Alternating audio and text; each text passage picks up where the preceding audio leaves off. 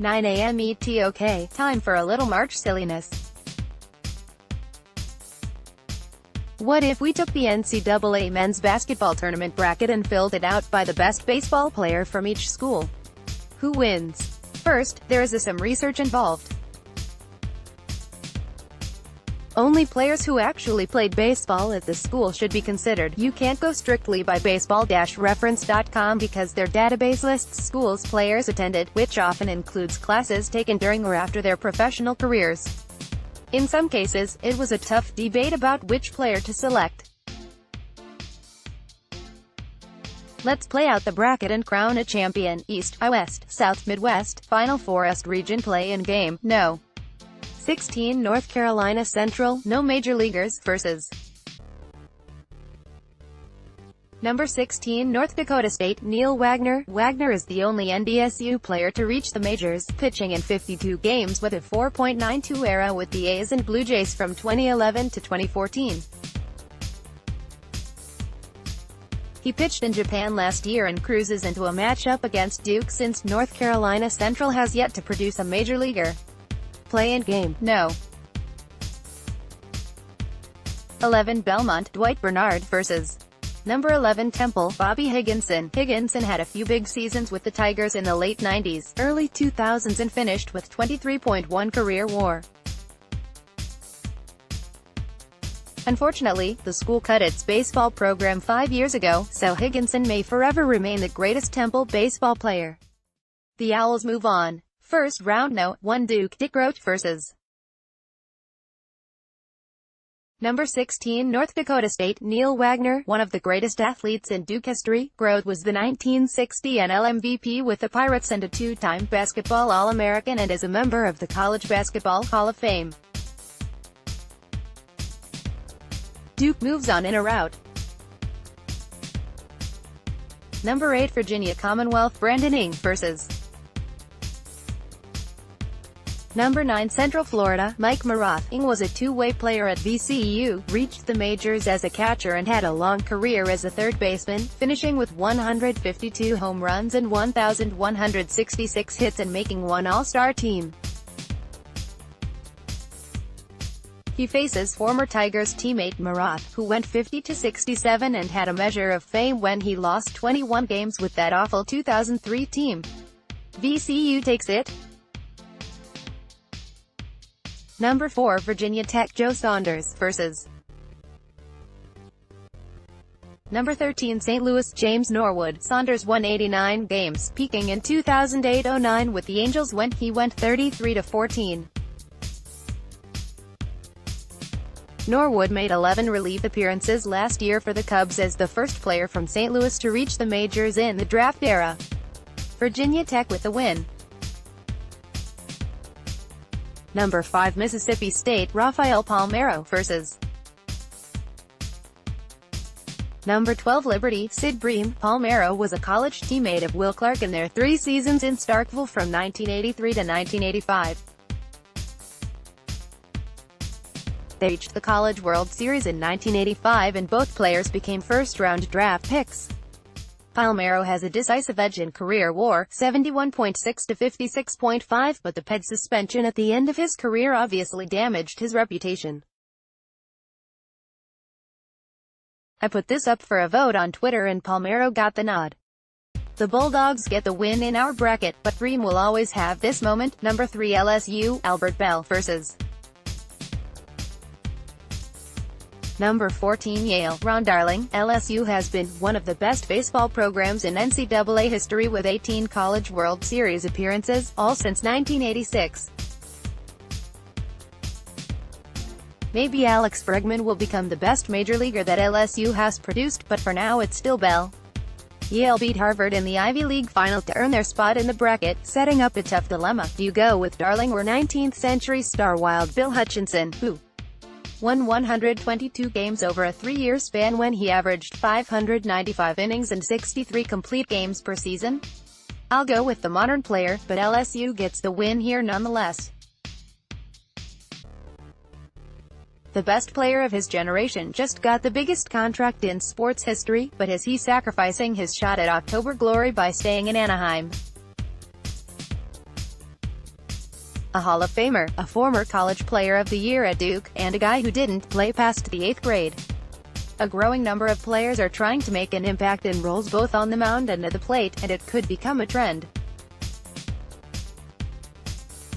Number 6. Maryland, Charlie Keller vs. Number 11. Temple, Bobby Higginson. Keller, nicknamed King Kong, was one of the best hitters in the game while with the Yankees his first 5 seasons in the majors from 1939 to 1943, hitting .295, .416, .526 and averaging 6.0 WAR per season. He missed 1944 while in the military and had a big 1946 season, but a ruptured disc in his back ultimately shortened his career. Absent that, he almost certainly would have rated as one of the best hitting outfielders in Major League history and reached the Hall of Fame. Maryland cruises to the victory. Number 7. Louisville, Chad Green vs. Number 10. Minnesota, Paul Molitor. Minnesota presented the most difficult choice, Hall of Famer Molitor or Hall of Famer Dave Winfield. I asked for help on Twitter and Molitor edged out Winfield. Louisville has built a strong baseball program over the past decade with current Yankees reliever Green its best major leaguer so far. The Gophers put it away early. Number 2. Michigan State, Robin Roberts vs. Number 15. Bradley, Kirby Puckett. This is a good one, with 2 Hall of Famers. Roberts played basketball first at Michigan State before walking on to the baseball team. He asked the coach what position he needed and the coach replied, pitching. 2 years later, Roberts was pitching in the majors. Puckett played his freshman year at Bradley and led the team with 8 home runs before transferring to Triton JC as a sophomore to be closer to home. The Twins drafted him out of Triton, which is why you don't often see Puckett mentioned as a Bradley player. As much fun as Kirby was, Roberts takes this one pretty easily, with a huge advantage in career WAR. Second round no. 1. Duke, Dick Roach vs. Number 8. Virginia Commonwealth, Brandon Ing. Groth didn't have much power, 39 home runs in 14 seasons, but was a good shortstop and one of the most respected players of his era. He finished second in the 1964 MVP voting with the Cardinals. Duke cruises into the Sweet 16. Number 4. Virginia Tech, Joe Saunders vs. Number 5. Mississippi State, Rafael Palmeiro. Hard to ignore 3,020 hits and 569 home runs, no matter how Palmeiro may have gotten there. MSU advances. Number 3. LSU, Albert Bell vs. Number 6. Maryland, Charlie Keller. An interesting matchup of 2 similar players, corner outfield sluggers who both had injury-shortened careers that otherwise might have seen them elected to Cooperstown. Let's see.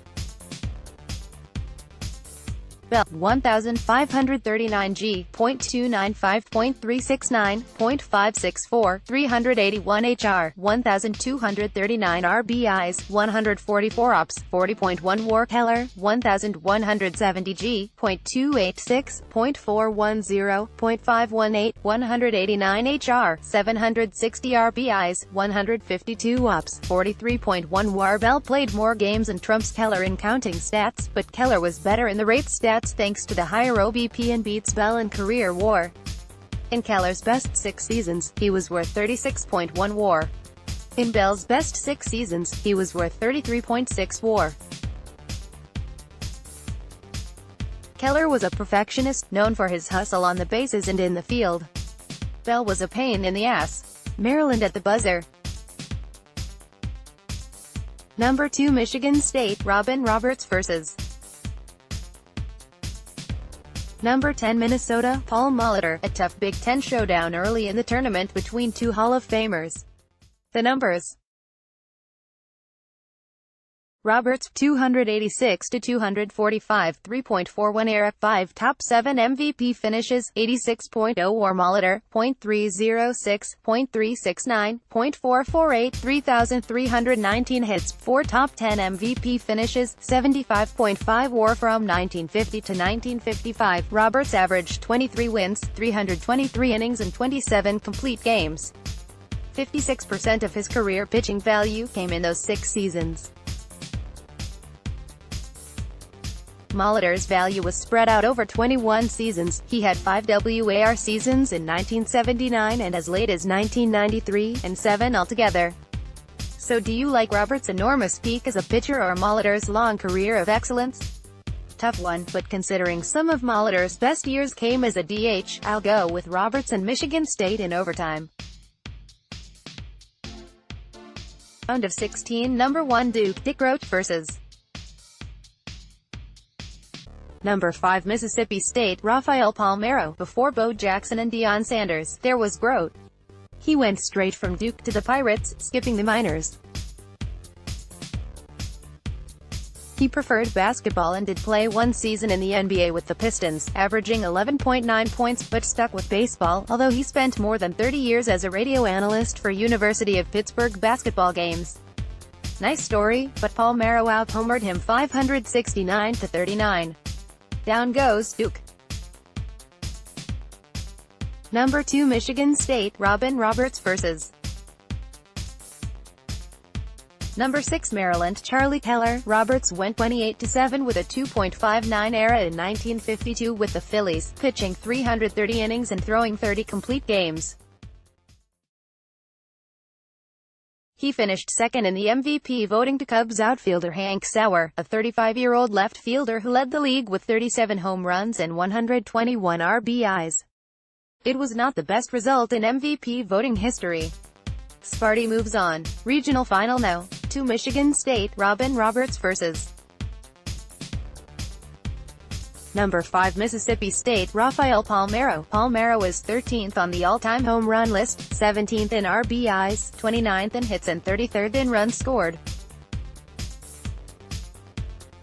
He did have a remarkable career in, of course, we don't know when he may have started using PEDs. It's easy to see the increase in home runs from early in his career, but today we would also label him a launch angle guy. He dramatically increased his rate of fly balls after his first few seasons. But I'll lean on career WAR on this. Roberts and Michigan State go to the Final Four. East Region champ, Michigan State, Robin Roberts. West Region play-in game, no. 16 Farley Dickinson, Mike Laga vs. Number 16 Prairie View. Number 11 St. John's, Frank Viola. Bonds gets the nod over Reggie Jackson and Viola over John Franco. Bonds beats Viola. First round no. 1 Gonzaga, Jason Bay vs. Number 16 Prairie View. Bay had a nice run there for a few seasons, averaging 30 home runs and 99 RBIs from 2004 to 2009. The Zags survive. Number 8 Syracuse, Dave Giusti vs. Number 9 Baylor, Ted Lyons. The Orangemen last fielded a baseball team in 1972. The 1961 team, led by future Major League pitchers Giusti and Billy Connors, reached the College World Series. Baylor has produced surprisingly few Major Leaguers, with just 9 players drafted since 2000 reaching the big leagues. Outfielder David Murphy was the best of that group, with Max Muncy the best current player. So we go back to Hall of Famer Lyons, who played at Baylor in the early 1920s before embarking on a 21-year career with the White Sox. Baylor gets the win. Number 4 Florida State, Buster Posey vs. Number 13 Vermont, Ed Royalbach. The Seminoles have long been an elite program, although only 8 draft picks have produced at least 10 career WAR in the majors. J.D. Drew has the most, although Posey could catch him this year. Don't overlook Vermont. However, Royalbach went 182-106 with a 2.28 ERA in a career that spanned from 1905 to 1917. In the midst of the famous 1908 pennant race, Merkley's Boner, he threw shutouts in both ends of a doubleheader on Sept. 26. It's a close one, but FSU pulls it out. No. 5 Marquette, Ralph Shinners vs.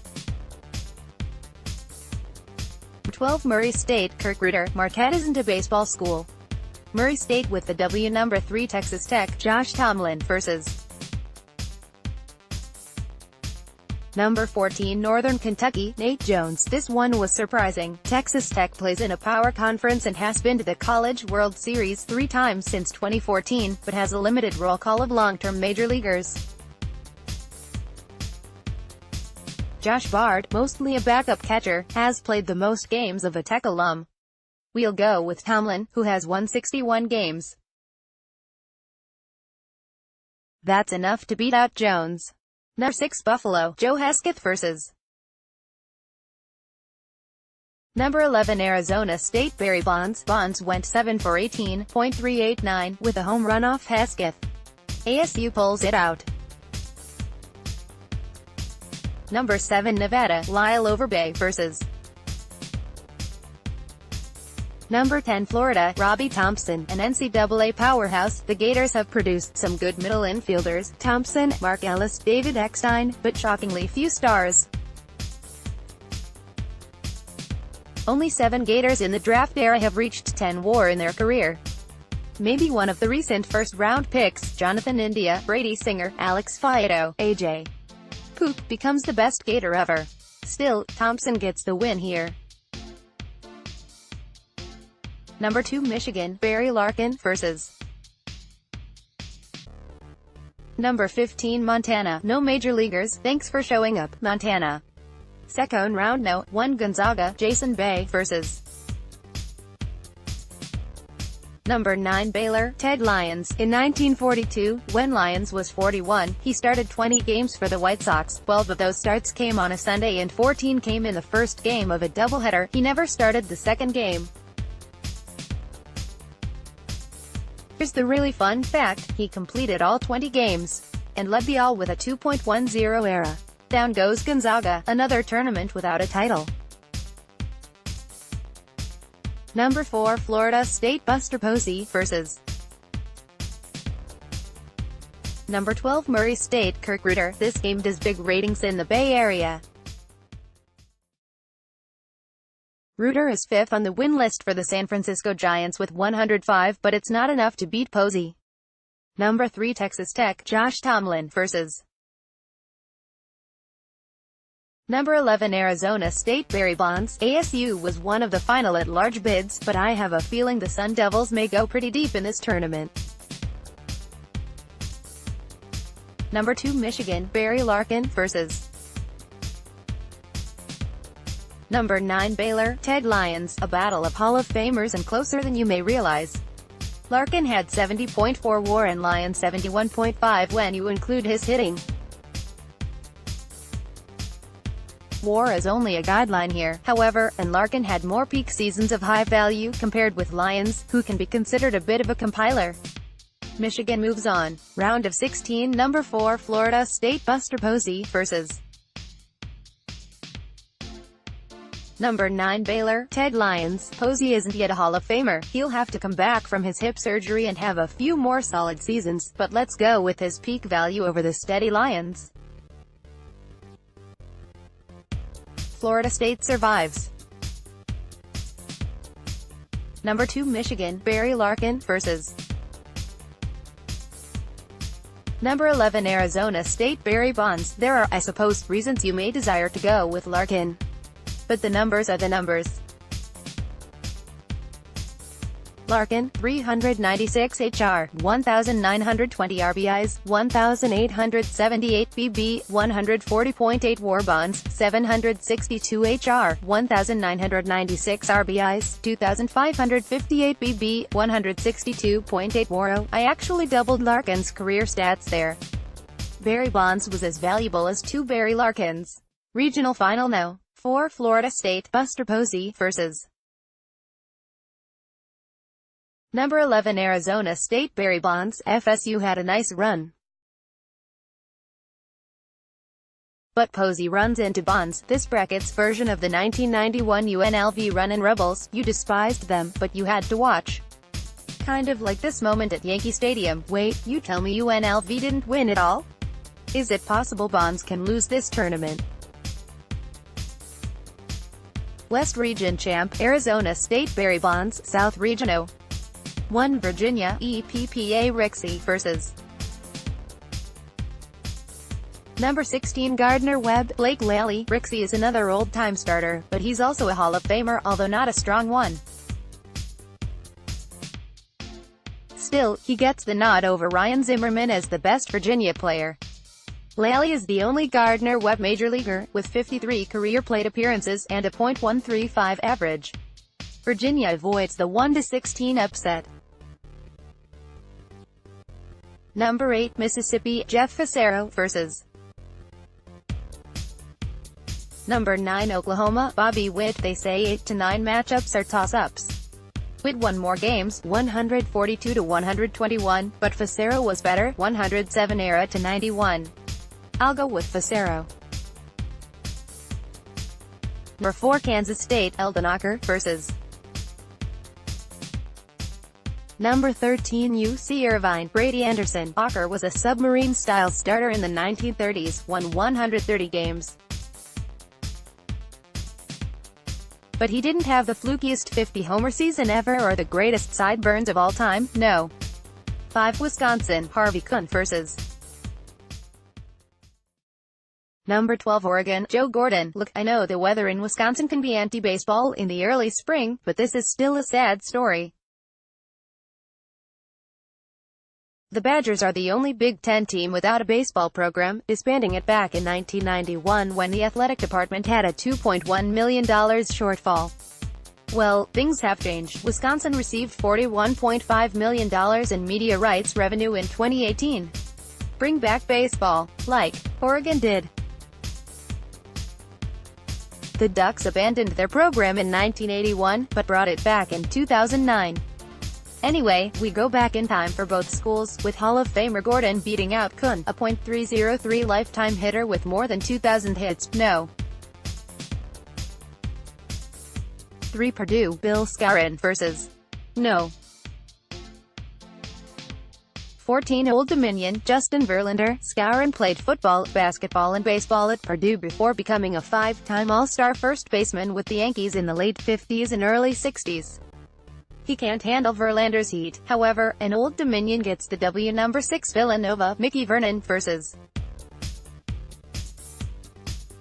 Number 11. St. Mary's, Harry Hooper. Babe Ruth played at St. Mary's Industrial School for Boys. The committee has ruled him ineligible for this tournament.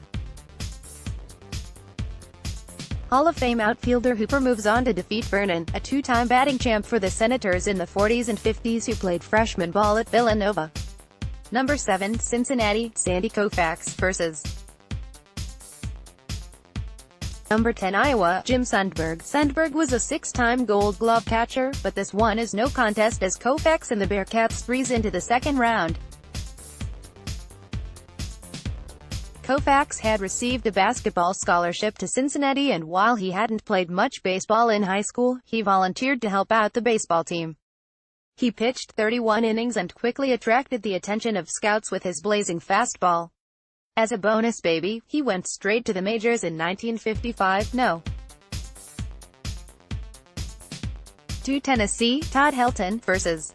Number 15. Colgate, Ebba Street Claire, a second-round pick out of high school. Helton declined to sign with the Padres and instead attended Tennessee as a two-sport athlete. Started 3 games at quarterback as a junior, only to injure his knee and get replaced by a freshman named Peyton Manning. Luckily Helton had that baseball thing to fall back on. The Vols advance. Second round. No. 1 Virginia, EPPA Rixey vs. Number 8, Mississippi, Jeff Fassero. Rixey went 266 to 251 during his Hall of Fame career with the Phillies and Reds from 1912 to 1933, a poor win-loss record for a Hall of Famer, but he spent most of his career with bad teams. He was a big guy for his era, 6'5", but more of a finesse pitcher. Uva moves on. Number 12, Oregon, Joe Gordon vs. Number 13, UC Irvine, Brady Anderson. Gordon had a brief but stellar career as a power-hitting second baseman with the Yankees and Indians from 1938 to 1950, missing 2 seasons due to World War II. He won the 1942 MVP award when he hit .322 and drove in 103 runs, edging out Ted Williams, who had won the Triple Crown. Even though his last season in the majors was 1950, he could still hit. He spent 1951 as the player-manager for Sacramento in the Pacific Coast League and led the league in home runs and RBIs. He made the Hall of Fame in 2009. Go Ducks! No. 11, St. Mary's, Harry Hooper vs. Number 14, Old Dominion, Justin Verlander. Hooper was a deadball star with the Red Sox as they won 4 World Series in the 1910s. Verlander is a live ball star with 204 career victories and counting. I'll go with the modern guy. Number 2, Tennessee, Todd Helton vs. Number 7, Cincinnati, Sandy Koufax. If you didn't know the names, who do you have? Player at .316, .414, .539, 369 HR, 1406 RBIs, 61.2 WAR. Player B, 165 to 87, 2.76 ERA, 2396 and 2324 IP, 53.2 WAR. HMM. What's interesting is both players performed in extreme environments that played to their benefit, Helton in Coors Field, Koufax in 1960s Dodger Stadium. Still, Helton's WAR, which adjusts his offense for his park, is higher. Koufax, however, is a legend. Cincinnati knocks out the Vols. Round of 16, Number 1, Virginia, EPPA Rixey vs. Number 12, Oregon, Joe Gordon. A showdown of Hall of Famers, albeit Veterans Committee Hall of Famers, but the Ducks pull out the squeaker. Number 7, Cincinnati, Sandy Koufax vs. Number 14, Old Dominion, Justin Verlander. Oh boy, this might be the best matchup of our entire tournament. Let's go to the stats. Koufax, 165 to 87, 2.76 ERA, 2324 IP, 2396 SO, 131 ERA, 53.2 WAR. Verlander, 204 to 123, 3.39 ERA, 2759 IP, 2706 SO, 126 ERA, 63.8 WAR. Verlander has a Cy Young and MVP award and 3 Cy Young runner-up finishes. Koufax won 3 Cy Young awards, when they gave it to just one pitcher for both leagues, and an MVP, and had 2 runner-up MVP finishes. He packed 87% of his career pitching value into just 6 seasons. Verlander's 6 best seasons aren't that far behind though. Koufax, 46.5 WAR. Verlander, 40.3 WAR. Koufax was great in the World Series, 0.95 ERA in 57 innings. Verlander has been good in the postseason, 3.19 ERA in 152 innings, but not great in the World Series, 0-4, 5.67 ERA in 5 starts. Look, when all is said and done, it will probably be Verlander, since he's already pitched longer and looks like he can go another 5 years if he wants. At this moment, it's Koufax with a last second-half court three-pointer for the win. Regional final now. 7, Cincinnati, Sandy Koufax vs. Number 12, Oregon, Joe Gordon. There's an argument to be made that Koufax is a little overrated. He benefited greatly from Dodger Stadium and had a pretty sizable home-road split during his peak seasons. In 1965, for example, he had a 1.38 ERA at home versus 2.72 on the road. It's an argument. It's not enough to prevent Koufax and Cincy from knocking out Gordon and Oregon. South Region Champ, Cincinnati, Sandy Koufax. Midwest Region 1 North Carolina, B.J. Surhoff vs.